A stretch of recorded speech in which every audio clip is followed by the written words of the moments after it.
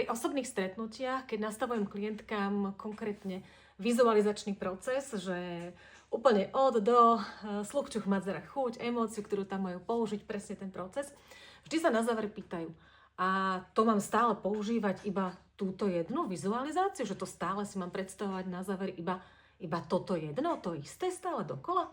A ja im hovorím, vieš čo, áno. Na začiatku, pokiaľ si začiatočník v tejto praxi, používaj stále iba jednu vizualizáciu.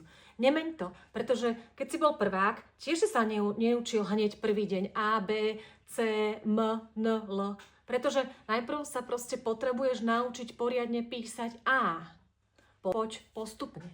Takže áno, prvé týždne až mesiace používaj iba jednu vizualizáciu, dostaň sa úplne do hĺbky, používaj ju naozaj poriadne a uvidíš, keď sa tá vizualizácia stane realitou, tak potom poď robiť nové a nové veci.